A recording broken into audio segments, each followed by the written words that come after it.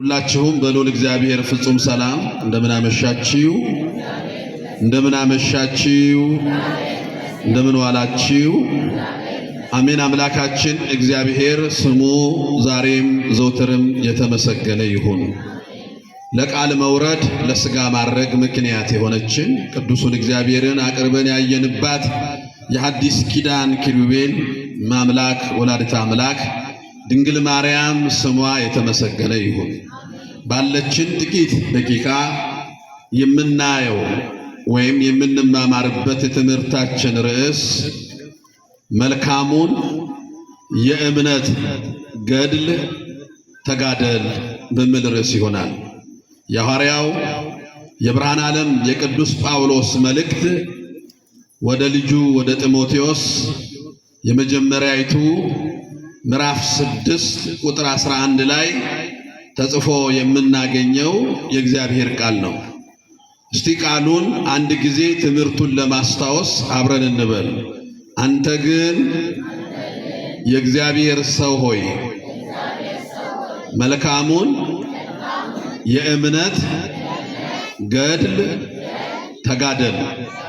እንግዲህ ሐዋርያው ብርሃነ ዓለም ቅዱስ ጳውሎስ ሁላችሁም እንደምታውቁት ቤተክርስቲያናችን ብርሃነ ዓለም ብላ ነው የምትጠራው። ጌታችን መድኃኒታችን ኢየሱስ ክርስቶስ ለኔ ምርጥ ዕቃ ብሎ ነው የጠራው። ቅዱስ ጳውሎስ ክርስቶስን በቃሉ፣ ክርስቶስን በኑሮው፣ ክርስቶስን በእምነቱ፣ ክርስቶስን በፍቅሩ፣ ክርስቶስን በንጽህናው መጨረሻ ላይም የዛሬ 2 ሳምንት ገደማ የምናስበው የብርሃናተ ዓለም ጳውሎስ ወጴጥሮስ የረፍታቸው ቀን ክርስቶስን በደም በሰማዕትነት የመሰከረ ታላቅ ሐዋርያ ነው። ቅዱስ ጳውሎስ 14 የመጽሐፍ ቅዱስ መልእክታት አሉት። በእግረ ሥጋ ደርሶ ወንጌል ያስተማራቸው አሉ። ለነሱ ካስተማረ በኋላ የጻፈላቸው መልእክታት አሉ። በሮም፣ በፊልጵስዩስ፣ በገላትያ፣ በኤፌሶን ለምትገኝ ቤተክርስቲያን እያለ መልእክት ጽፏል። እንደዚሁም ደግሞ ዓለም አቀፋዊ መልእክት እንደ ኢትዮጵያ ቤተክርስቲያን ሊቃውንት ቅዱስ ጳውሎስ እንደጻፈ የምታመነው የዕብራውያንን መልእክት ጽፏል። ከዛ ውጪ በመንፈስ ለወለዳቸው ለልጆቹ ለቲቶ፣ ለፊሊሞና እንደዚሁም ደግሞ ለጢሞቴዎስ መልእክት ጽፏል። ለጢሞቴዎስ 2 ነው የጻፈው መልእክት። የመጀመሪያይቱ መልእክትና ሁለተኛይቱ መልእክት ብሎ ነው የጻፈው። በዚህ በመጀመሪያው መልእክት ላይ ጢሞቴዎስን የቤተ ክርስቲያንን አደራ፣ የቤተ ክርስቲያንን ኃላፊነት በተለይ ደግሞ ኤጲስቆጶስ አድርጎ ኤፌሶን ላይ ጢሞቴዎስን ሾሞት ስለነበረ ቅዱስ ጳውሎስ በሕይወቱ ውስጥ ከሱ ከሚጠበቁ ነገሮች ውስጥ አንዱን ትልቁን ተግባር ገልጦለታል። አንተ ግን የእግዚአብሔር ሰው አለው። የማን ሰው ንገሩኝ? የማን ሰው? የእግዚአብሔር ሰው አለው ጢሞቴዎስን። አንተ ግን የእግዚአብሔር ሰው። አንድ ሰው የእግዚአብሔር ሰው ከሆነ ተጋድሎ ምን ያደርግለታል? ምን ይጠቅመዋል? የእግዚአብሔር ሰው ነው። አሁን ብዙዎች የእግዚአብሔር ሰዎች ነን፣ በቃ ድነናል፣ የመንግስተ ሰማያት ነገ ብንሞት እንኳን አሁን ብንሞት እንገባለን ይላል። ይሄ ክደት ነው። ዛሬ የእግዚአብሔር ነን፣ ነገ ግን ምን እንደሚሆን ገና አልተገለጠም ይላል። ስለዚህ የእግዚአብሔር ሰው ነው ጢሞቴዎስ። አዎ፣ ግን የሚጠበቅበት አንድ ትልቅ ተግባር አለ። አምኗል፣ አምኖ መጥቷል። ያውም የቅዱስ ጳውሎስ ደቀ መዝሙር ነው። ያውም ትልቅ የቤተ ክርስቲያን ባላደራ ኃላፊነት ላይ ያለ ሰው ነው። ግን የእግዚአብሔር ሰው ሆይ ያለውና አንተ ግን መልካሙን የእምነት ገድል ተጋደል።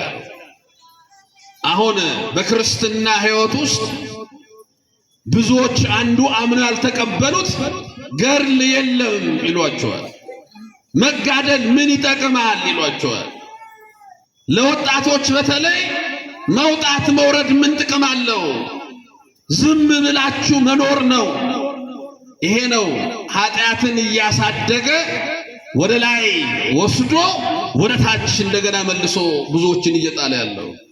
አየህ፣ ይሄ ሐሳብ እያደገ ነው የሚሄደው። ድነሃል፣ በቃ ከዚህ በኋላ ካንተ የምትጠበቅ የለም። እንደው በጣም ብዙ መጻሕፍቶቻቸው ስታዩአቸው አንድ ጊዜ ዋጋ ተከፍሎልሃል አንተ በቃ ይሉሃል። በቃ ምንም አይጠበቅብህም፣ ለአንተ ዋጋ ተከፍሎልሃል። ይሄ ስርዓት አልበኛ ያደርግሃል። ተጋድሎ የሌለው ሰው ስርዓት የለው። ተጋድሎ የሌለው ሰው ታሪክ የለው። ያድግና ታሪክ አልባ ያደርግሃል። ታሪክ የሌለው ሰው ሃይማኖት የለው። ያድግና ሃይማኖት አልባ ያደርግሃል። ሃይማኖት የሌለው ሰው አምላክ የለው። መጨረሻ ላይ አልቦ አምላክ የሌለው ያደርግሃል። ተመልከቱ፣ እድገት ነው። ስርዓት አልባ፣ ከዛ ታሪክ አልባ፣ ከዛ ሃይማኖት አልባ፣ ከዛ አምላክ አልባ። እድገቱ ይሄ ነው። ለምን አንተ ከነዚህ ነገሮች ሁሉ ውጪ ትወጣለህ? ለምንድን ነው የምትወጣው? በቃ ድኛለሁ። እዚህ ሐዋሳ ስትሄዱ ዘንጥ ለክርስቶስ የሚባል ቸርች አለ። ለክርስቶስ እንዘንጥለት የሚባል ዘንጠህ ትድናለህ ይልሃል። ካንተ የምትጠበቀው ሴት ከሆንሽ ሚኒ ቺት ቆረጥ ያለችዋን መልበስ ነው። ጃፖኒ ነገር ለብሶ መገኘት መዘነጥ እሱ እንዲህ ይወዳ። አሁን ዘንጠህ ትድናለህ ከተባልክ ምን ትፈልጋለህ ታዲያ? እንዴ የምን አርብሮም ነው? የምን ቅዳሴ ነው? የምን ምናምን ነው? ዝም ብለህ ዘንጠህ። ወንዱ ሱፍ ይለብሳል፣ ከረባቱን ያንጠለጥላል፣ ዘነጥ እያለ ይገባል። በደንብ ካልዘነጥህ ጌታን አልገለጥከውም ትባላለህ። ያው መሬት ላይ ያለው ራሱ ስላለ ቸርቹ ዘንጥ ለክርስቶስ ዘንጠህ ትድናለህ። ሰው ከተጋድሎ ውጪ ይሄ በዘነጥ ስርዓት የለው። ዘንጥ ለክርስቶስ ብቻ አይደለም፣ ለክርስቶስ እንሳቅለት የሚባልም በደንብ አድርገህ ከሳቅ በደንብ ጌታን ገለጥከው ይላል። በጣም ያሳዝናል። አሁን ዘንጥ ለክርስቶስ ወይም እንሳቅለት ለክርስቶስ ወይም ደግሞ ፈልቶ የቀዘቀዘ የቃሉ ወተት ቸርች ይላል። ፈልቶ የቀዘቀዘ የቃሉ ወተት። ከዛ የድንግል ማርያም ቤተክርስቲያን ሲባል እንዴት በማርያም ስም ይላል። አያሳፍርም? በእመቤታችን ስም ስንል በስመ አብ ይላል። ግን ፈልቶ የቀዘቀዘ ወተት ሲባል ደግሞ ሄዶ ይገባል። ለዚህ እኮ ነው ቅዱስ ጳውሎስ ሮሜ ምዕራፍ 1 ቁጥር 12 ላይ እግዚአብሔርን ለማወቅ ባልወደዱ መጠን የማይረባውን ያደርጉ ዘንድ ለማይረባ አእምሮ አሳልፎ ሰጣቸው ይላል። የማይረባ አእምሮ ወዳጄ፣ አየህ፣ የማይረባ አእምሮ ምን ማለት ነው? እግዚአብሔርን ለማወቅ ባልወደድክ መጠን።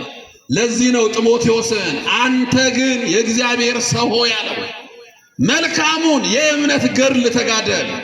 ሁለት አይነት ገድል ነው ያለው። አንደኛው ክፉ የሚባል ገድል።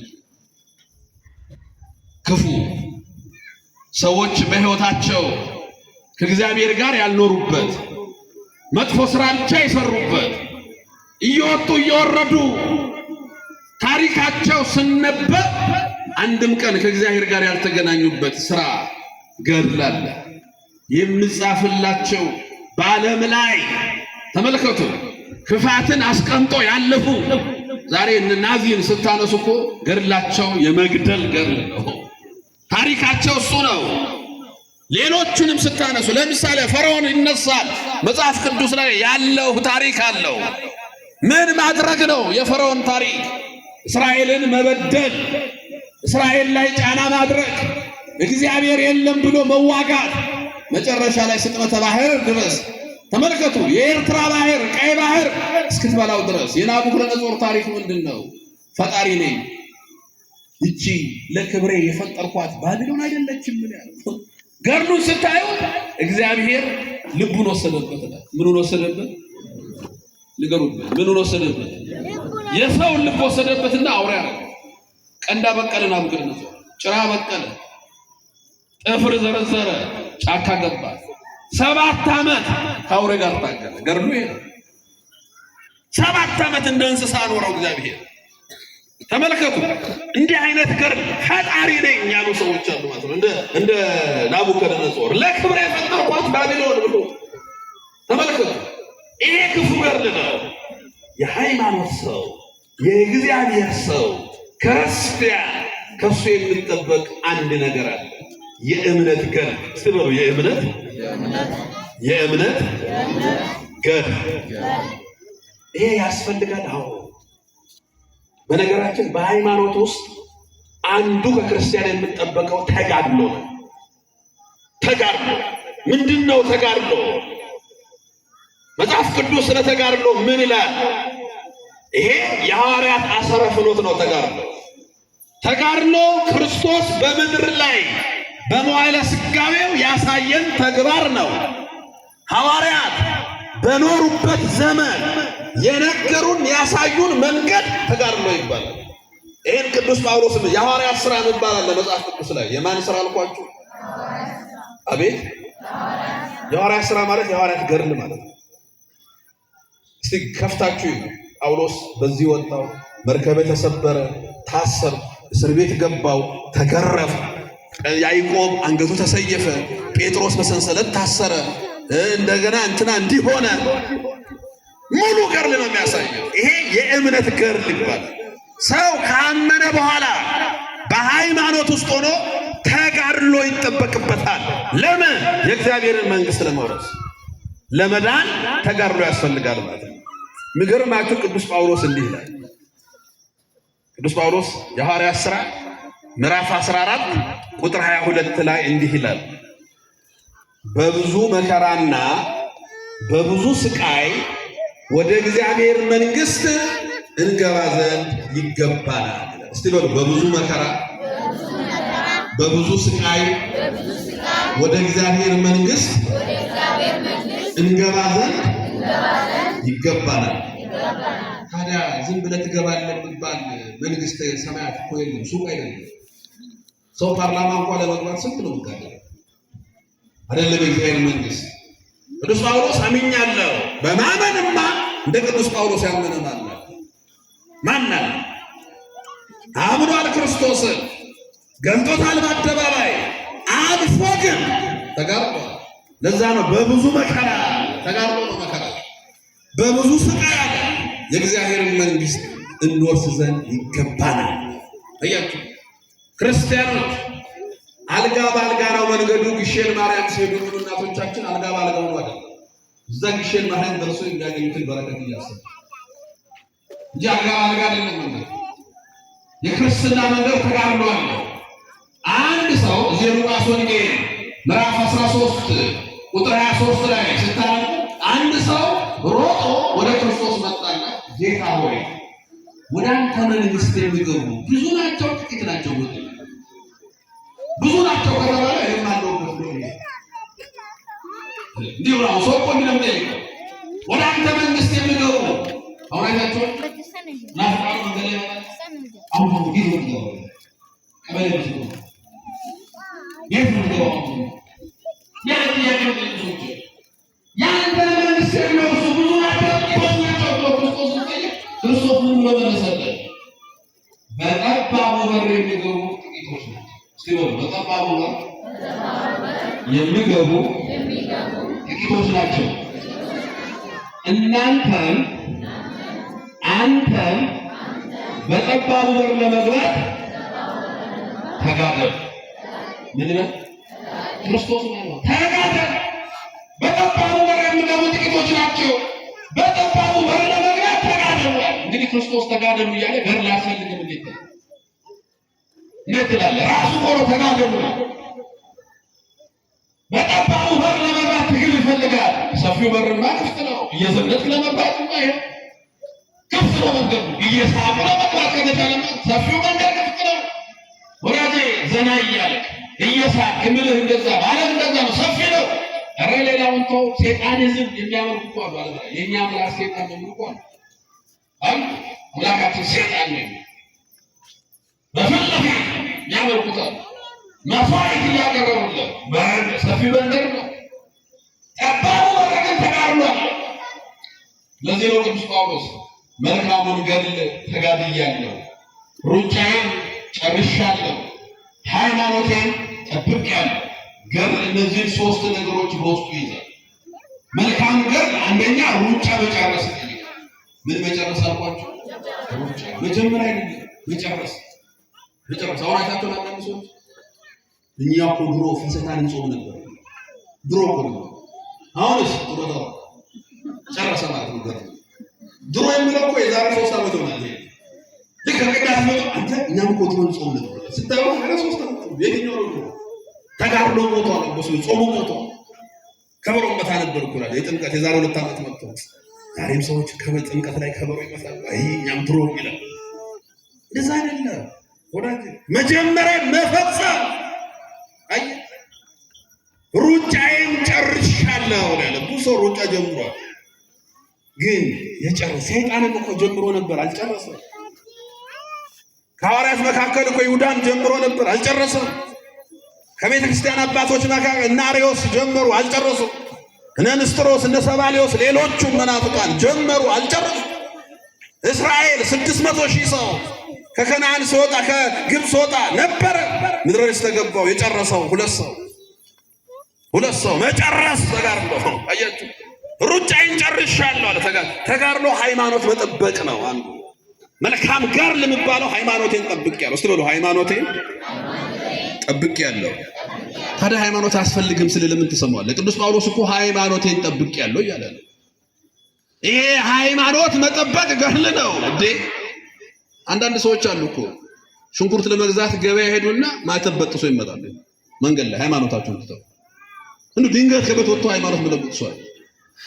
እንዲሁ ወጣቱ በሆነ ነገር ውስጥ ገብቶ ሃይማኖቱን መተውሷል። እንዴ እንደ ቀላል ጥሎት ይመለሳል። ቅዱስ ጳውሎስ ሃይማኖት ጠብቄያለሁ። አያችሁ ገድል ማለት ይሄ ነው። ሩጫ ነው፣ ሮጦ መጨረስ። ገድል ማለት መልካምን ስራ እየሰሩ መሄድ። ገድል ማለት ሃይማኖትን መጠበቅ ነው። ይሄ ነው መልካም የእምነት ገድል። ይሄ ትዕግስት ይፈልጋል። ገድል ትዕግስት ይፈልጋል። የመጀመሪያው ክርስቲያኖች ትዕግስት የሌለው ሩጫ ፍጻሜው አያምርም። ወጣቱ ጋር ሆነ አንዱ የጠፋው ነው። የብረት ምጣድ ነው ወጣቱ።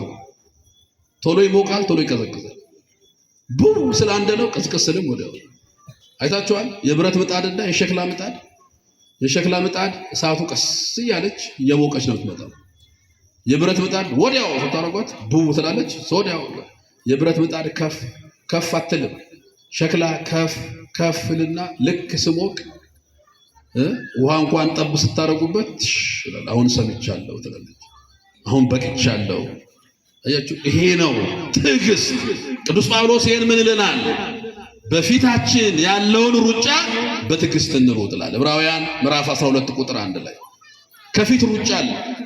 ጨርሰናል የሚባል ነገር የለም ወዳጄ። በሃይማኖት ጨርሻለሁ የሚባል ነገር የለም። አሁን የፕሮቴስታንቱን ዓለም ይዞ የጠፋው በሽታ አንዱ ነው። ጨርሰናል፣ በቃ ሞቶልናል። ግን ከፊታችን ያለውን ሩጫ በትዕግስት እንሩጥ ነው። ቀሪ ሩጫ አለ። በምድር ላይ ተወልደን አድገን ይሄን ምድር ትተን እስክንሄድ ድረስ ኑሯችን ሁሉ ሩጫ ነው። ስለዚህ በትዕግስት ነው መሮጥ። በፈተና እየታገሱ በፈተና እየጸኑ ነው መሮጥ። ያዕቆብ ይሄንን ነው በፈተና የምጸና የተባረከ ነው ይላል። እስቲ በሉ በፈተና የምጸና የተባረከ ነው። ሁሉ ጊዜ ከፈተና ውጪ አትሆኑ ክርስቲያኖች። ከፈተና ውጪ የሚሆን ሰው የለም። ሰይጣን ያልናቀውን ሁሉ ይፈትናል። ከናቀ ነው የማይፈትነ። ከፈተና ውጪ አትሆንም። ለምን? የፈተና የመጨረሻው ጥግ ክብር ስለሆነ፣ በዛ ስትጸና የምታገኘው ክብር ስለሆነ። አያችሁ በፈተና ጸንቶ እስከ መጨረሻ መኖር ተጋድሎ እሱ ነው። በሰይጣን ፈተና ውስጥ እያለፉ መኖር። ይሄ በትዕግስት መሮጥ ይጠይቃል። በትዕግስት መሮጥ ብቻ አይደለም፣ ለማሸነፍ ነው መሮጥ። ክርስቲያን ለመሮጥ ብቻ አይደለም፣ ለማሸነፍ። ከማን ጋር ነው ግን ሩጫችን? ከማን ጋር ነው የምንሮጠው? ውድድሩ ከማን ጋር ነው? ከጎረቤት ጋር ነው? ከሰፈር ጋር ነው? ከጓደኛ ጋር ነው? አይደለም፣ አይደለም። የኛ ሩጫ ቅዱስ ጳውሎስ ምን ይላል? ታሸንፉ ዘንድ ሩጡ ይለናል። ለማሸነፍ ነው መሮጥ። ለማሸነፍ የሚሮጥ ሰው የፈለገ ቢሆን ላቡንም አንጠፍጥፎ ቢሆን ሩጫውን ይጨርሳል። የሚሮጠው ለማሸነፍ ነው። ለመሮጥ አይደለም የሚሮጠው፣ ለማሸነፍ። ሩጫው ከማን ጋር ነው? ከዲያብሎስ ጋር። ሩጫው ከማን ጋር ነው? ከጨለማ ዓለም ገዢ ጋር። ሩጫው ከማን ጋር ነው? ከርኩሳን መናፍስት ጋር። ሩጫው ከማን ጋር ነው? ከ7000 ዘመን በላይ እድሜ ካስቆጠረ የክፋት መንፈሳውያን ሰራዊት ጋር። ውጊያችን ከነሱ ጋር ነው። ለዚህ ነው ውጊያችን ከስጋና ከደም ጋር አይደለም ይላል ሐዋርያው። አይደለም፣ በስጋና በደም አይደለም። በስጋና በደም ካሰብነውማ ቀላል ነው። አንዳንድ ሰው አይታችኋል፣ ያያል። እገሌ እስከ 2 ሰዓት ጠጣ፣ ከዛ እስከ 4 ሰዓት አመሸ፣ ከዛ ገባ ወደ ቤቱ። እገሌ ደግሞ ሲጋራ ይስባል፣ ጫት ይቅማል፣ ከዛ ማደንዘዣ ይጠጣል። ያየውና እኔ ከሱ እሻላለሁ ይላል። እንዲሁ ክርስትናን ሰፈር ውስጥ ያደርጓል። እዛው እኔ እኮ ሲጋራ አስብም ጫት ብቻ ነው የምቅመው ከሱ እሻላለሁ ይላል። እንዲህ አይነት ክርስትና እኮ የለም። ውጊያችን ሰፈራዊ ንጽጽር አይደለም፣ አይደለም። እማሆይ እገሌና እኔ እገሌና እገሌ። አሁን ያው ክርስቲያኖች ብዙ ጊዜ ቃለ እግዚአብሔር ስትማሩ ለእገሌ አትማሩ፣ ለራስ። እስቲ ለራሴ ነው የምማረው በሉ። ለማን ነው የምማረው? አንጻራዊ የሚባል ክርስትና የለም። ሪላቲቭ ሞሽን ፊዚክስ ላይ እንጂ ክርስትና ላይ ይሰራል። አንተ ለራስህ ነው የምትሮጠው። ከፊት ያለው ሩጫ በትዕግስት የምትሮጠው ራስ። ከማን ጋር ነው ውድድር? ከጨለማው ዓለም ገዢ ጋር ነው፣ ከዲያብሎስ ጋር። እሱን አሸንፈ ነው የምትወርሰው መንግስቱን። ስለዚህ አትሄድ። ብዙ ሰዎች ይመጡና አይ አንድ ጊዜ ሰባኪው ይሰብካል። እየሰማችሁ ነው? ሰባኪው ይሰብካል። ሰባኪው ስለ ሰካራም ይሰብካል።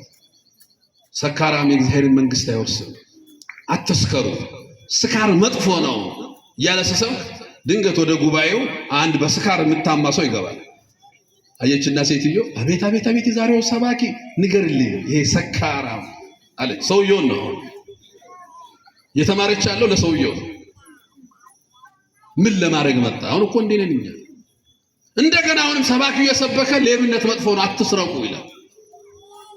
ድንገት አሁንም ሰፈር ውስጥ በሌብነት የምታማ ሰው ስገባየች። አቤት አቤት አቤት ሌባውንም ያውቀዋል ያሁኑ ሰባኪ፣ በል ንገርልኝ አለች። ወደ ውስጥ ሰባኪ አሁንም እያስተማረ ይቆይና ምናልባት እኮ እዚህ ጉባኤ ውስጥ መቼም ሰው ነገር አይታወቅም፣ በልቡ ይሄን ሰው የሚያማ ሰው ይኖራል አለ ሰባኪው። አሁን እንኳን ዘባረቀው አለች። እሷን የሚመለከት ነው። ብዙ ሰው እርሱን የሚመለከት ነገር መስማት አይፈልግም። አያችሁ፣ ክርስቲያኖች እሱን የሚመለከት ነገር መስማት አይፈልግም። እሱን የሚመለከት ነገር ብቻ ይዞ ሌላውን የሚመለከተውን መማር። አበበን መጥቶ መማር ጥሩ ነው በበጎ ጎን ለራሱ። ወይኔ እዚህ ጉባኤ ላይ ጓደኞቼ ቢገኙ ጥሩ ነው፣ እንዲህ አይነት ነገር እኮ እሱ ጋር ያለው ይሄ በበጎ ነው። ግን ቁጭ ብሎ ራሱን አይ እዚች ገማ እኔ ደህና ነኝ፣ እዚች ገማ እንተ ደህና ለራሱ ግሬድ ያወጣና ጥሩ ነኝ ይላል። እንደዛ አይደለም፣ እንደዛ አይደለም ክርስቲያን፣ እንደዛ አይደለም። ለዚህ ነው ውጊያችን ከዲያብሎስ ጋር ነው። ዲያብሎስ እኮ ሰውን በማሳሳት ከ7500 ዓመት በላይ ልምድ አለው። የኛ የሥራ ልምድ ስንት ነው? ስንት ነው የሥራ ልምዳችን? መጾም ከጀመር ስንት ዓመታችን ነው? አያችሁ፣ ውጊያችን ለዛ ነው ተጋድሎ ያስፈልጋል የተባለው። ተጋድሎ። አንተ የእግዚአብሔር ሰው ሆይ መልካሙን የእምነት ገድል ተጋደል። መልካሙን የእምነት ገድል። ይህን ገድል አባቶቻችን መልካም ጦርነት ይሉታል። እስቲ መልካም ጦርነት በሉ። ምን ጦርነት? ለዚህ ነው መልካሙን የእምነት ገድል። መልካም ጦርነት የሚደረገው ከዲያብሎስ ጋር ስለሆነ ይሄን ጦርነት እንዴት ነው የምንዋጋው? መጋደል እንዴት ነው ምሎ ትጥቅ ያስፈልጋል። አንድ ሰው ወታደር ሆኖ ጦር ሜዳ ሲሄድ ትጥቅ ይታጠቃል። ጋሻ ይይዛል፣ መሳሪያ ይይዛል፣ መከላከያ ይይዛል፣ ማጥቂያ ይይዛል። ከዛ በኋላ ነው ጦርነት ውስጥ ምገባው። አሁን ለተጋድሎ ዝም ብለህ ነው የምትወጣው አይደለም። ምን ይዘን ነው ታዲያ የምንዋጋው? መጽሐፍ ቅዱስ ይነግረናል። ኤፌሶን ምዕራፍ 6 ቁጥር 12 ላይ ትጥቁን ይነግረናል። ወጣቶች ይሄን ትጥቅ በደንብ ታጠቁት። ክርስቲያኖች ይሄን ትጥቅ ታጠቁ። መጋደል ያስፈልጋል። አዎ በጠባቡ በር ለመግባት ተጋደሉ ተብሏል። አዎ ሮጣችሁ አሸንፉ ተብሏል። አዎ ለዚህ ትጥቅ ትግል ምን ያስፈልጋል ስትሉ ትዕግስትና ጽናት። ስለዚህ ትጥቅ ያስፈልገናል። አዎ ምንድነው ትጥቁ? እንዲህ ይላል ቅዱስ ጳውሎስ፣ ውጊያችን ከስጋና ከደም ጋር አይደለምና ከዚህ ጨለማ ዓለም ገዢ ከርኩሳን መናፍስት ጋር ነውና የእግዚአብሔርን ዕቃ ጦር ጋሻ አንሱ። እስቲ በሉ የእግዚአብሔርን ዕቃ በሉ። የማንን ዕቃ? ኧረ ድገሙት። የማንን ዕቃ? አሁን ጦር ጋሻ ሲባል ቤት ገብተህ ጦርና ጋሻ እንዳትዝ። የእግዚአብሔር ዕቃ ጦር፣ ያ ጦር የእግዚአብሔር ነው። ያ ጋሻ የእግዚአብሔር ነው። የእግዚአብሔርን ዕቃ ጦር ጋሻ አንሱ አለና ትጥቁን ይነግረናል። ወገባችሁን በእውነት ታጠቁ ይላል። እስቲ በሉ ወገባችሁን በምን ታጠቁ? በእውነት። ወታደር ጦር ሜዳ ሲሄድ ወገቡ ላይ ምንድነው የምታጠቀው? ንገሩኝ። ዝናር፣ ቀበቶ እንዳይርበው 3-4 ቀን ምግብ ሳይበላ እንዲቆይ አንጀቱን ወገቡን ስር የሚያደርግለት ትጥቅ ያስፈልጓል። ዝናር ያስፈልጓል። ቀበቶ ያስፈልገዋል። ያ ከተፈታ ይወርቃል። ወገባችሁን በእውነት ታጠቁ አለ። እስቲ በሉ ወገባችሁን በምን ታጠቁ? በእውነት። እውነት ማን ነው? እግዚአብሔር። እውነት ማን ነው? ወንጌል። ተመልከቱ፣ ወገባችሁን በእውነት ታጠቁ። ክርስቲያን የሚዋጋው ከጨለማው ዓለም ገዢ ጋር ስለሆነ ይህን ተጋድሎ በድል ለመወጣት ለማሸነፍ ወገቡን በእውነት መታጠቅ አለበት። እውነት በሆነው በእግዚአብሔር ኃይል፣ እውነት በሆነው በእግዚአብሔር ወገቡን መታጠቅ አለበት። ወገባችሁን በእውነት ታጥቃችሁ የጽድቅን ጥሩር ለብሳችሁ ይላል። እስቲ በሉ የጽድቅን ጥሩር ለብሳችሁ። ይሄኛው ወገብ ላይ እውነት ካለ ከዝናሩ ጋር ጥሩር ደግሞ አብሮ ታሰራል። ይሄ የጽድቅ ነው። አያችሁ፣ አሁን ተጋድሎ ውስጥ ናንተ ያለው የምትዋጋው ከዲያብሎስ ጋር ነው። አምነሃል። አንተ እግዚአብሔር ሰው መልካሙን የእምነት ገድል ነው ተባለው። ክርስቲያን ሆነሃል። ዝም ብለህ ተኝተህ ዝም ብለህ ክርስቶስ ሞቶልኛል ብለህ አትኖርም። ወገብን በእውነት በራሱ ኃይል ትታጠቃለህ። ከዛ የጽድቅ ጥሩር ትለብሳለህ። የጽድቅ ጥሩር፣ የጽድቅ ሥራ። በነገራችን ሰው ኃጢአትን መቶ ብቻ አያጽድቀው። የጽድቅን ሥራ መስራት አለበት። ኃጢአትን መተው ብቻውን ጽድቅ አይሆንም። ጥሩር የተባለው የጽድቅ ሥራ በማቴዎስ ወንጌል ለአንዱ 1 ሰጠ ይላል መክሊት፣ ለአንዱ 2 ሰጠ ይላል፣ ለአንዱ 5 ሰጠ ይላል። ባለ 5ቱ ስንት አተረፈ? ንገሩኝ። ባለ 5ቱ ስንት አተረፈ? 5። ባለ 2ቱ ስንት አተረፈ? ባለ 1ዱ ስንት አተረፈ? ምንም። ግን አጉድሏል? አላጎደለም። ግን ምን አላረገም? አላተረፈም። ወዳጄ በእውቀት አትርፍበት፣ በስልጣን አትርፍበት፣ በተሰጠህ እግዚአብሔር በሰጠህ ዕድሜ አትርፍበት። መክሊት ነው። እግዚአብሔር በሰጠህ ጸጋ ሁሉ ትርፍ ይጠበቅብሃል። የጽድቅ ሥራ ይጠበቅብሃል። የተራበን ማብላት የጽድቅ ሥራ ነው። የተጠማን ማጠጣት የጽድቅ ሥራ ነው። የታመመን መጠየቅ የጽድቅ ሥራ ነው። የወደቀን ማንሳት የጽድቅ ጥሩር ነው። ይሄን ስታደርግ ከዲያብሎስ ጋር የጨለማውን ንጉስ ያሸነፍከው ነው። ክርስቶስን ይዘኸው በጽድቅ ጥሩር ራስህን ሰር። ብዙ ሰው አሁን የጽድቅ ጥሩር የለም፣ የጽድቅ ስራ የለም። አያስፈልግም እኮ ነው የጽድቅ ስራ። ምን ያደርጋል? የጽድቅ ስራ ምን ያደርጋል? እንደውም ስለ ዳን ነው የምንሰራው እንጂ እንድንሰራ አልተገደልንም ይላል ቅዱስ ጳውሎስ። ግን የጽድቅን ጥሩር ልበሱ፣ ብትለብሱትም ችግር የለውም አይደለም ያለው፣ ልበሱት። የጽድቅን ጥሩር ለብሳችሁ በሰላም ወንጌል ተጫምታችሁ። ይገርማል። ከወገብ ጀመረ፣ ጥሩር ለበሰ፣ ከዛ ጫማ ጋር ሄደ። እስቲ በሉ የሰላም ወንጌል ተጫምታችሁ። የምን ወንጌል? የሰላም ወንጌል። የኛ ወንጌል የሰላም ነው። የሰላም ወንጌል፣ ወንጌል ሰላም ነው። የክርስቶስ ወንጌል የሰላም ወንጌል ነው። ክርስቶስ የነገረን ወንጌል የሰላም ወንጌል። የምንረግጠው ጫማ በምድር ላይ ከብዙ ነገር እንደምጠብቀን ሁሉ የሰላም ወንጌል ከብዙ ነገር ይጠብቅሃል። አየህ፣ ቃሉን ስትሰማ፣ በቃሉ እየጎለበትክ ስትሄድ፣ በቃሉ ልብን ስትሰበር፣ በቃሉ ሕይወትን መመርመር ስትጀምር አንተ ሾህ አይወጋህም። የዲያብሎስ ሾህ እንቅፋት አይመታህም። ዲያብሎስ መንገድ ላይ ቆሞ ወደ ኋላ አይመልስህም። ለዚህ ነው ቅዱስ ጳውሎስ የእግዚአብሔር ቃል በሁለት በኩል የተሳለ ሰይፍ ነው፣ አጥንትን፣ ቅልጥምን፣ ጅማትንም ለመሰንጠቅ ኃይል አለው ይልና የሰውን የልቡና ሐሳብ ይመረምራል ይላል። እስቲ በሉ የሰውን የልቡና ሐሳብ ይመረምራል። የልብ ስፔሻሊስቶች ይባሉ አሉ። የልብ ስፔሻሊስት ልብ ይመረምራል። ልብ ይመረምራል፣ ግን የልቡናን ሐሳብ አያውቅም። ሐኪሙ የልብ በሽተኛውን ያያል፣ ደሙ ምን አይል ይገባል፣ ምን አይል ይወጣል እያለ ያያል እንጂ ይሄ ሰው ልብ ውስጥ ምን እያሰበ ነው የሚሉን አያውቅም። በሽተኛው ይሄን ዶክተር ልምታው እያለ ሊሆን ይችላል፣ በውስጡ አያውቅም። ይሄን አያውቅም። ሐሳብን መመርመር የሚችል የእግዚአብሔር ቃል ነው። የሰውን የልቡና ሐሳብ ይመረምራል።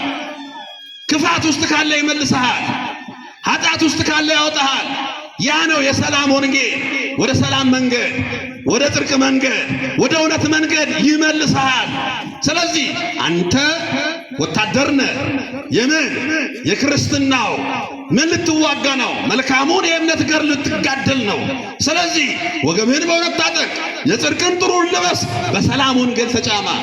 ክርስቲያኖች ወንጌል ጫማችሁ ይሁን፣ ቃለ እግዚአብሔር ስንቃችሁ ይሁን፣ መውጣት መግባታችሁ በቃለ እግዚአብሔር ላይ ይሁን። ተመልከቱ፣ በሃይማኖት ዕውቀት ላይ የተመሰረተ ይሁን። ማሸነፍ ትችላላችሁ።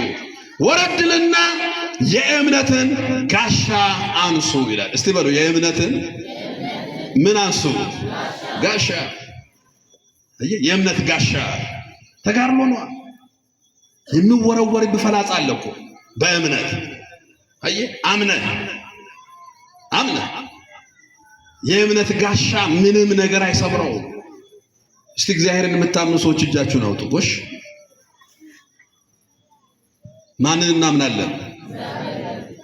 ተጠራጥሩ። ማንን ነው የምናምነው? ማርያምን። ታምናላችሁ? እግዚአብሔር እናምናለን። አዎ፣ ክርስቲያን እምነቱ በእግዚአብሔር ነው። በነገራችን ሶስት አይነት እምነት አለ። አንደኛው የሰይጣን እምነት ይባላል። እስቲ የሰይጣን እምነት በሉ።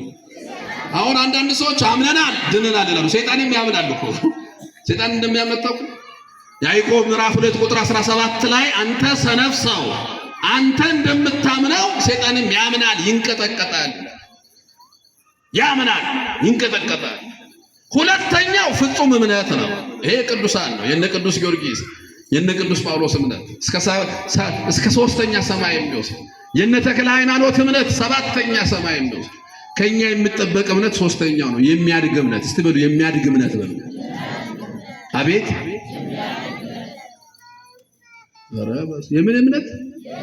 የሚያድግ እንዴ! በቁመት ብቻ አይደለም ሰው የሚያድገው፣ በእምነትም ያድጋል። እምነት ያድጋል። ቅዱሳን ሐዋርያት የሉቃስ ወንጌል ምዕራፍ 17 ቁጥር 9 ላይ ጌታችን መድኃኒታችን ኢየሱስ ክርስቶስ ሆይ እምነት ጨምርልን። እስቲ በሉት ጌታችን መድኃኒታችን ኢየሱስ ክርስቶስ ሆይ ምን ጨምርልን? እምነት ካለህ እኮ ዲያብሎስን ይሄን ተራራ ከዚህ ተነስተህ እዛ ሄድ ብትለው ይሆንልሃል። ሰውየው መንገድ ላይ የሄደ ወደቀ፣ ጉድጓድ ውስጥ ገባ፣ ተንከባለለ። የዛፍ ስር ይዞ ተንጠልጥሎ ቀረ። ታች ሳይ ጅብ አለ፣ አንበሳ አለ፣ እባብ አለ። እግዚአብሔር ሆይ አድነኝ አለ። ማንን አድነኝ አለው? እግዚአብሔር ደስ አይልም አድነኝ እግዚአብሔርም ላድንህ አለው አዎ የዛፍ ስር ቀጭን ይዞ ተንጠልጥሏል ላድንህ አዎ እስቲ ያስከውን ስር ልቀቅ አለው አለ እቺ ተንጠለጠልክበትን ስር ልቀቅ አለ ታች ሳይ አውሬ አለ ወይ እግዚአብሔር ወይ አንተንም አምናለሁ ስሩንም አልለቅም አለ አሁን እኛ እኮ እንደዛ ነው እንደዛ እኮ ነው እግዚአብሔር አንተንም አምናለሁ አልለቅም መዝሙሩንም ፈልጋለሁ ዘፈኑንም አልለቅም እስከስታውንም አልለቅም ሽብሸባውንም አልለቅም እንዴው ሁሉንም ጠቅልሎ መብላት የእምነትን ጋሻ እግዚአብሔርን ስታምኑ ዳጂ ያለ ጥርጥር ነው እግዚአብሔርን ስታምን ይችላል ብለህ ነው የና አምላክ አዎ ዲያብሎስን ማጥፋት ይችላል ባህር ከፍሎ ማሻገር ይችላል ተራራ መናድ ይችላል በወጀብና ባውሎ ንፋስ መሃል መንገድ አለው እንዳለው ናሆ አዎ አለው አምናለው በልስቲ እንዴ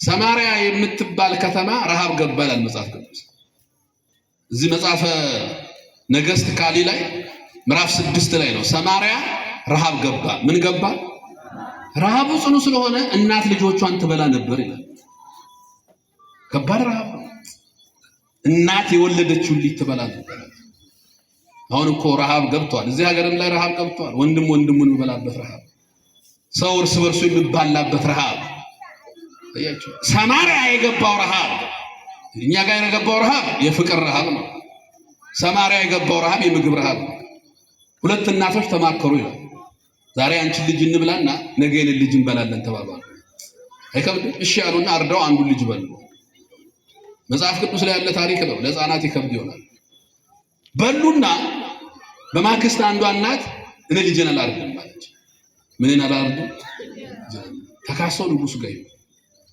ንጉሱ ደነገጠ ሰማርያ ላይ ሰው እስከበላ ድረስ የእግዚአብሔር ሰው የለም ማለት ኤልሳ ተጠርቶ መጣና እንዲህ አለ ሰማርያ ነገ ትጠግባለች አለ መቼ ትጠግባለች አለ እንዴ ምን ይዞ እምነት ጋሻ ሰማርያ ነገ ትጠግባለች ስለ አንዱ ተነሳና እንዴ እንዴት ተደርጎ ዝናብ ሳይዘን ሳይታረስ ሳይዘራ ሳይታጨድ እንዴት ሰማርያ ትጠግባለች ታያለ ሳትበላ ትሞታለህ ኤልሳ ሰውዬው ካድሬው ታያለ ሳትበላ ትሞታለህ እንዴ ዝም ብሎ እንዴት ይሆናል ሰዎች አሉ እንዴ ዝም ብሎ ምሮራቱ እምነት ጎደሎ ታያለ ሳትበላ ትሞታለህ አለና እንዲህ ብሎ ነበር ኤልሳ እግዚአብሔር አለ እስቲ በሉ እግዚአብሔር ሰማዩ ደመና ሳይኖረው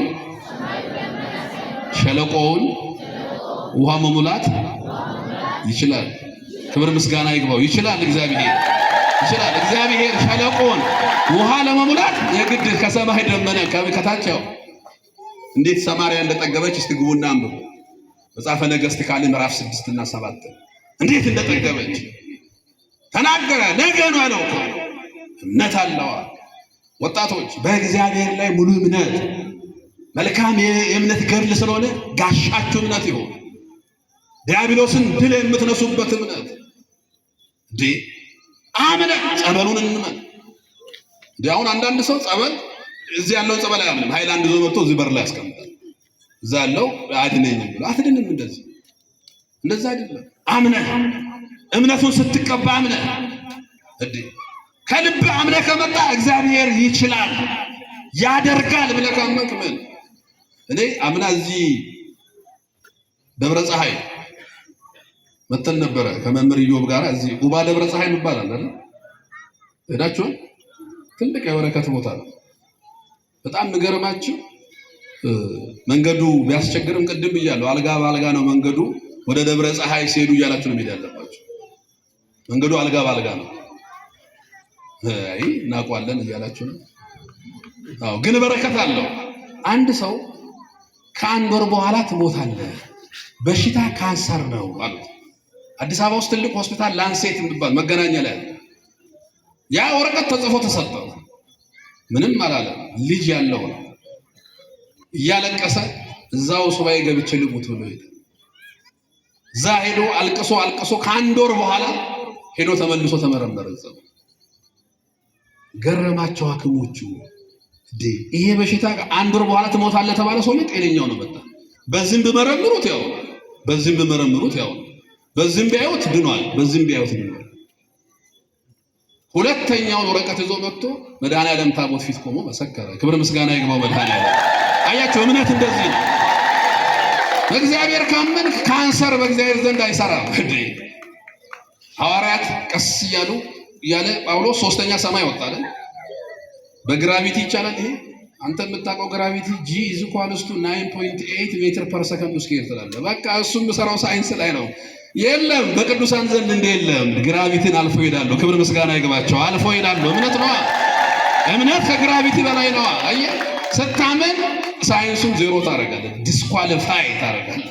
አንዳንድ ጊዜ እኛ ከምናውቀው ዕውቀት የሳል ዕውቀት አንድ ጊዜ የኔታ የአብነት መምህር ናቸው እና የዘመኑ ሰው የአብነት መምህሩን አሁን የኔታ ጋር ትምህርት ጀመረ። ፊደል እየተማረ አስኮላ ትምህርት ቤት ደግሞ አስኮላ ትምህርት ቤት ሄዶ ሂሳብ ተማረ። የመጀመሪያ ቀን መደመር፣ መቀነስ፣ ማባዛት፣ ማካፈል ተማረና ዕውቀት እዚህ ነው የቀረው።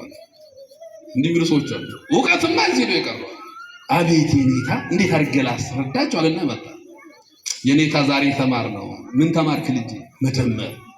ምን ተማርክ? መቀነስ። ከዛሳ ማባዛት። ከዛሳ ከሁሉም ግን ማካፈል ይከብዳል። ማካፈል አይከብድም?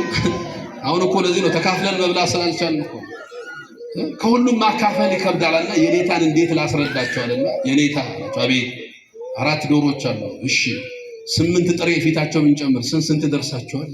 የኔታ እንዳለቃቀማቸው አሏቸው። አንዷ ዶሮ 8ቱንም ልትጠቀልል ትችላለች።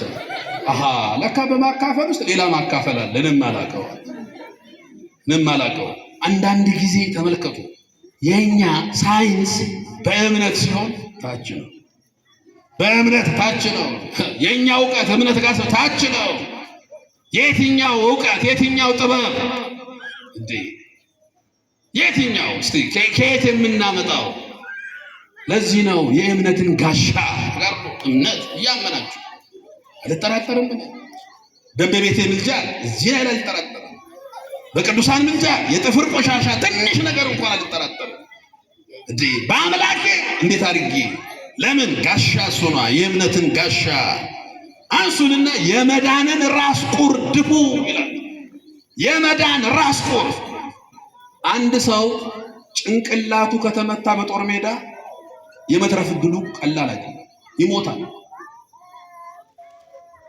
ስለዚህ ወታደር ጦር ሜዳ ሲሄድ ጭንቅላቱ ላይ የብረት ኮፍያ ያደርጋል። ምኑ እንዳይመታ ነው? ጭንቅላቱ። አሁን ብዙ ሰው ጭንቅላቱን እየተመታ ነው። ሳይንስ ጭንቅላቱን የመታው ወጣት ብዙ ነው። ፍልስፍና ጭንቅላቱን የመታው ወጣት ብዙ ነው። ተመልከቱ። ምድራዊ አስተሳሰብ፣ ዘረኝነት፣ ክፋት፣ መለያየት ጭንቅላቱን እየመታ ወጣቱ ደንዝዟል። ጭንቅላቱ ተመቷል። ስለዚህ የመዳንን ራስ ቁር ራሳችሁ ላይ ድፉ። የመዳንን ራስ ቁር አየህ፣ ጭንቅላት እንዳይመታ ተጋድሎ ላይ ነው። አንተ ጭንቅላት አስተሳሰብ ከተወሰደ በቃለ የት ትገኛለህ? አንተ ወደ ሌላ ዓለም ነው የምትገባው። ለምን? ጭንቅላት ተመቷል። ጭንቅላት እንዳይመታ፣ አስተሳሰብ እንዳይመታ የመዳንን ራስ ቁር አያችሁ። የመዳን ሰኩላሪዝም የሚባል ርዕዮተ ዓለም አለ። ሰኩላሪዝም ጋር ድህነት የሚባል ነገር የለም። ምንድነው ድህነት? እንዲሁ ዝም ብሎ ነው እንጂ ብላ ጠጣ እንደፈለኩን። እግዚአብሔር ራሱ አንተ መቀበል ያለብህ እስከ ጠቀመ ብቻ ነው። ካልሆነ ተው ነው። ተው ምን ይጠቅምሃል? ጭንቅላትን ባዶ ማድረግ ማለት ነው። አሁን የሰኩላሪዝም ርዕዮተ ዓለም ዓለምን እንዳለ ዜሮ የከተተው አንዱ እሱ ነው። ምንድነው እያለ ያለው ሰኩላሪዝም? ምን እያለን ነው? ሁሉም ነገር ለራስ እስካልጠቀመ ድረስ ተው ይላል። በቃ ተው፣ ጣለው፣ አይጠቅምህም። በተለይ ይላል ሃይማኖት። እግዚአብሔር አላህ ግን እግዚአብሔርን የምፈልጉት ለከጠቀመኝ ብቻ ነው። ይሄ አስተሳሰብ በተለይ አሁን ሳይንሱ ይሄ ወጣቶች መጽሐፍ ስናነብ ኢንተርኔቱን ምናምኑን እያነበብን ስንል ውስጣችን የሚጋጩ ነገሮች ይመጣሉ። ያኔ ራስ እንዳይመታ የመድኃንን ራስ ቁር ጭንቅላት ላይ አድርገው። ካልሆነ ተመትተው ብዙ አምፖሎች እኮ ጠፍተው ብዙ አይታል። ወጣቱ ዘንድሮ መጀዘብ አለብን ይላል። 2017 መጀዘብ አለብን። እሺ ጀዘብ ከዛ ሰ የመጀዘብ ዘመን ብሎ ያስባል። በቃ ራሴን መጣል አለብኝ። ካነበበው ተነስቶ የኦሾን መጽሐፍ ያነባል ያለ ዕውቀቱ ያለ ድርሻው ያለ አቅሙ። አንዳንድ ጊዜ እኮ በአቅምም ነው ማለት። አንዳንዱ የኦሾን መጽሐፍ ያነብና ብቻውን በቃ ሲያወራት ያለ መንገድ ላይ እዚህም ሲሄድ ያወራል፣ እዛም ሲሄድ ያወራል። እንዲህ ይላል፣ ተምታታብኝ ይላል። እንዴ የራስ መመታት ነው እሱ። የመዳንን ራስ ቁር አንሱ ይልና መጨረሻ ላይ የመንፈስን ሰይፍ ያዙ ይላል። እስቲ በሉ የመንፈስን ምን ያዙ? የምንን ሰይፍ? የመንፈስን። አየህ የዓለምን ሰይፍ መቶ ወንድምን የሚገለውን ሰይፍ መቶ የመንፈስን ሰይፍ። ተከላካይ ብቻ አትሁን ነው የመንፈስ ሰይፍ። ሰይፍ ማጥቂያ ነው። ክርስቲያን ሁሉ ጊዜ ትጥቁን ታጥቋል፣ ይዟል፣ ጋሻውን ይዟል። እምነት አሁን ወደ የት ነው መሄድ አለበት? ወደ ማጥቃት። አየህ አንዳንዶችን ከሳት ነጥቃቸው አውጡ፣ አምጧቸው፣ አቅርቧቸው፣ ወደ ቤተ ክርስቲያን እንዲመጡ አድርጉ። የመንፈስን ሰይፍ ያዙ። ዲያብሎስን አሸንፉት። የራቁትን አቅርቡ፣ ያልመጡትን አምጡ። አሁን ሰንበት ተማሪዎች፣ ወጣቶች እኛ ብቻ ነን እንባል የለም። ኦርቶዶክስ የሆነ ከተማ ውስጥ ያለውን ወጣት አምጣ ዝም ብለህ ጎትተህ በምን በመንፈስ ሰይፍ። እርሱም የእግዚአብሔር ቃል ነው ይላል። እስቲ በሉ እርሱም የማን ቃል ነው? እያጽናና እያበረታታ አይዞ እያለ ይቃም ጫቱን ይቃም ና በለው። ከዛ ጫቱን ልቶ ታደርጓለህ። አንተ ጫት ትቅማለህ ካልካ በቃ አንተ ስጋራ እየሳብክ አትበለው፣ ችግር የለውም ይጎዳሃል። ግና አቅርበው። ቅድም የተማርነውን አልሰማችሁ? ያቺ ማርያም ክርስቶስ ጋር እየቀረበች ስትመጣ በራሷ ጊዜ እኮ ነው እየተወች የምትመጣው። ሰው እኮ ወደ እግዚአብሔር ሲቀርብ ሌላውን እየተወ ይመጣል። ለምን? አንተ ያስኮ የመንፈስ ሰይፍ ነዋ። እሱ ጋር ያለውን ያን መንፈስ መቁረጥ የሚችል ነዋ። ቅድም እንዳለው ልቡናን የሚመረምር ቅልጥምን የሚሰነጥቅ የራቀውን የሚያቀርብ የእግዚአብሔርን ቃል ስለያዝክ በደንብ አድርገህ አምጣው። እኛ ጋር አንዱ የጠፋው ነገር ብሎ የራቁትን ማቅረብ አልቻለም። መጋደል ማለት ሌሎችንም ማቅረብ ነው። እሱ ራሱ አንድ ተጋድሎ ነው። እስቲ ዝም ብላችሁ ጓደኞቻችሁ የዚህ ቤተ ክርስቲያን ልጆች የሆኑትን በፍቅር አምጧቸው ውስጥ በፍቅር ሳቧቸው ውስጥ። አንድ መምህር የተናገረው ነገር ትዝ ይለኛል። አንዱ ልጅ እንደምንም ብለው አባቱ ወንድሞቹ መክረውት ቤተ ክርስቲያን ይመጣል። እየሰማችሁ ነው? እንደምንም መክሮት ይመጣል እና አስቀድስ አሉት። እሺ ያለ። በነገራችን የተጋድሏችን ሁሉ በደምደሚያው ቅዳሴ ነው። ወጣቶች ከትላንትም ዛሬም ቅድም ሐዋርያት ላይ ያላችሁ እቺን ደጋግመን የምንናገረውን ነገር እንዳትረሱ። ቅዳሴ ማስቀደስ። እስቲ በሉ ቅዳሴ ማስቀደስ። እና ልጁ እንደምንም ብሎ ቅዳሴ መጣና ቅዳሴ መሃል ቆሞ ያስቀድሳል። ሲያስቀድስ ድንገት ስልኩን አልዘጋውምና ስልኩ ዱ ብሎ ጮኸ። ብሎ ሲጮህ በዚህ በኩል ያለው ከየት አባቱ ይመጣ ነው ይሄ? በዚህ በኩል ያለችው እናት ወይ የቻይና ስልክ ገዝቶ ይረብሸናል። ከዛ ከፊት ለፊት ያለው ምን አይነቱ ነው ይሄ? ልጁ ዛሬ ነው የመጣው፣ ግራ ገባው። እዚህም ስድብ ወይ ጉድ ሰሩ። አስቀድስ ብለው እንደምንም ታግሎ ቅዳሴ ሲያል ወጣና ድራፍት ቤት ገባና ድራፍት አዘዘ። አንድ ጃምቦ ድራፍት አለ። ልክ ጃምቦ ድራፍት ስጡ ተናዱ ስለነበረ ያዝ አረገና ልጠጣ ስል ከእጁ አምጥቶ ዱብ አለ። እዛ ጋር ቁጥሩ ጠጣው። አይዞ ይሰበራል። እዚህ ጋር የሚቀመጠው አይዞ አለና መጥቶ ልብሱን ጠረግ አረገ። አንዱ ሮጦ አንድ ድራፍት ይዞለት መጣ። አንዱ የብርጭቆ ዋጋ ከፈለ። ቤተ ክርስቲያን ካሉት እዚህ ያሉት ይሻላሉ። አያችሁ? አንተ በፍቅር ሳበው፣ አንተ በፍቅር አምጣው እንጂ አንተ ገና የሚመጣው ሰው አንቺ ሱሪ ልብሳ መጣች እያልክ 40 ደቂቃ ካወራህባትማ ነገ ከነጨራሹ አትመጣም።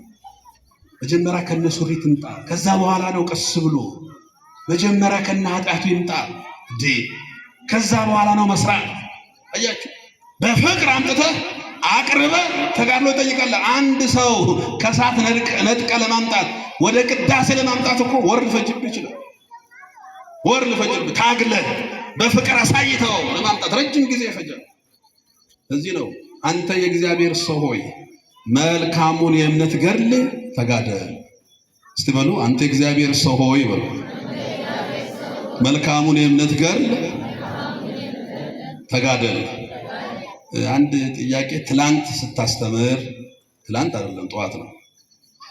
ጠዋት በምን ይስተካከል? ባልየው ስጋው ደሙን አልቀበልም ካለ ሴቷ ወይም ወንዱ ከተዘጋጀ ይቀበላል ይላል። መኝታቸውን ይለያሉ ወይ? ለምንድን ነው የሚለዩት? በዝሙት እየኖሩ ነው እንዴ? በዝሙት እየኖሩ ነው። ባልና ሚስት በዝሙት ምክንያት ካልሆነ መፋታት አይችሉም። ይችላሉ? እሱም በዝሙት ምክንያት ይቅርታ አላረግም ካለ መፋታት ይችላል። ግን ባልና ሚስት ሁለቱ ስንት ናቸው? አንድ ናቸው። ተመልከቱ፣ አንድ ናቸው ሁለቱ። በሃይማኖት ትምህርት በቤተ ክርስቲያን ትምህርት ቅድምም እንዳልኳችሁ የንስሐ አባቶቻቸው ሁለቱንም አብረው ጋብቻቸውን በስጋው ደግሞ ማሳተም ሙሉ ማድረግ አለባቸው። ግን ባልየውን አልቆርብም ካለ ሚስትየውም ሳትቆርብ ትቅር ወይ? መፋታት ይሄ መፋታት እየቆረበች እሱን በንስሐ አባቷ በኩል እንዲመጣ ማድረግ። በነገራችን ብዙ ሰዎች ቁርባንን እየፈሩ ያሉት አንዳንዱ ሰው ቁርባን የቆረበ ሰው ልጅ መውለድ አይችልም ብሎ ያስባል። አይከለክልም ልጅ መውለድ። ቅድም ጠዋት ብያለሁ፣ ቁርባን ከኃጢአት በስተቀር የሚከለክለው የለም። አንድ ሰው ስራው የፈለገ ይሁን የኑሮ ሁኔታ የፈለገ ይሁን ኃጢአትን ከተወ መቁረብ ይችላል። ባልና ሚስቶች እንግዲህ ባልየው በድብቅ ኃጢአት እየሰራ ወይም ሚስትየዋ በድብቅ ኃጢአት እየሰራች ነው የምትኖረው፣ እሱ ነው ይላል። እሱ የንስሐ አባት ስራ ነው። ካህኑ ሁለቱንም ወደ ንስሐ አምጥቶ እንዲቆርቡ ማድረግ የመጀመሪያው ስራ ነው። አባቴ እኔ መቁረብ ፈልጋለሁ። አይ አንቺ አትቁረብ ባልሽ እስኪቆርብ 10 ዓመትም ቆዩ የሚል ትምህርት ካለ እንግዲህ ሊቃውንት ያግዙኛል። እንደዛ ያለ ትምህርት ያለ ግን አይመስለኝም። እሱ እስኪቆርብ ወይም እሷ ሁለቱ አንድ ላይ ከቆረቡ እሰየው ሙሉ እሱ ነው። አርነት የምትወጣው ባል ወይም ሚስት ስትሞት ልክ ነው፣ እሱ አርነት የሚወጣበት ነው። ግን አብሮ እየኖሩ አንዱ ቆርቦ አንዱ ሳይቆርብ እሺ ተው በቁርባን ተጋቡ እንበል። በቁርባን ተጋቡ። በእኛ ቤተ ክርስቲያን ስርዓት ሁለቱ አብሮ መቁረብ አለባቸው። እውነት ነው ውሸት ነው? ቁርባን ሲቆርብ እሱ ከዚህ በኋላ አልቆርብም ካለ እሷ ቁርባን መተው ነው ያለበት? በፍጹም የለም፣ እንደዚህ አይነት ትምህርት የለም። ስለዚህ እየቆረብን ንስሐ እየገባን ብለናል እኮ። ለምሳሌ አንድ ሰው ንስሐ ገብቷል ምንለው ምን ሲሆን ነው? ሲቆርብ እኮ ንስሐ አልገባችም ማለት ነው፣ ወይም አልገባም ማለት ነው። ንስሐ ጠዋት ተማምረናል። የማንኛውም የቤተ ክርስቲያን ምስጢራት መደምደሚያው ምንድን ነው? ቁርባን። እሷ ንስሐ ገብቻለሁ የምትለው ስትቆርብ መደምደሚያው ቁርባን። ሰው ተናዞ በቁርባን ማሳተም አለበት የሚል ነው ያስተማረን እግዚአብሔር። ክብር ምስጋና ይግባው። ይቆየን። ወስብሐት ለእግዚአብሔር። እሺ በመምህራችን ላይ አድሮ ያስተማረን የመከረ